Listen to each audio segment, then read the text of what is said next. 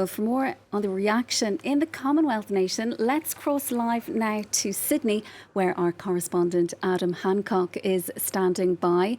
Adam, good to have you with us this morning for us here in Paris. So we've heard from the Australian Prime Minister. Australia was, of course, an important country for the Queen. How is she being remembered there?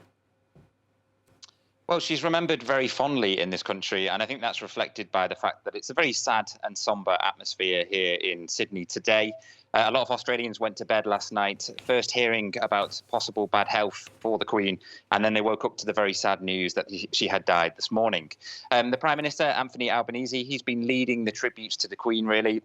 He made a televised statement talking about the relationship between Australians and the Queen. I mean, she came to visit this country 16 times during her reign. And in that time, she always spoke very fondly about Australia. Many Australians got the chance to catch a glimpse of her. I think when she first came here in 1954 on one of her first visits to Australia, she actually got around 75% of the population actually got to catch a glimpse of the Queen. So she really has travelled a lot of this country. Lots of events today to mark her passing. There will be a gun salute a little bit later on. We understand that Sydney Opera House will also be lit up to help remember the Queen as well. And the Australian Parliament has now been suspended for 2 weeks, for 14 days, as a mark of respect. And we're expecting a lot more events in the coming days as well, really, as everyone, like many places around the world, start to process the death of the Queen. As you say, Adam, she's very warmly remembered there in Australia. How do you think, though, if we turn to look ahead a little bit, we now have a new king, King Charles, has taken over from his mother. How do you think the situation might evolve in the coming years when it comes to Australia's place as part of the Commonwealth and having the British monarch as their head of state?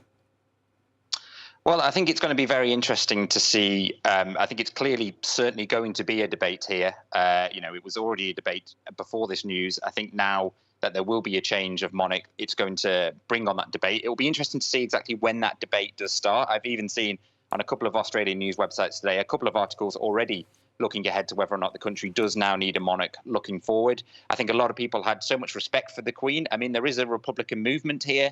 There was even a referendum back in 1999. So there are segments of society who do want to see things change. I think now that we are moving on to a new king, it might be time for that debate to take place. Obviously, it's too early for leaders to really be talking about that. But I think the mood of the nation is very much sad at the moment, very sombre. But I think they will now start to have those conversations, have those questions about whether or not they do want to have a British monarch as the head of state moving forward.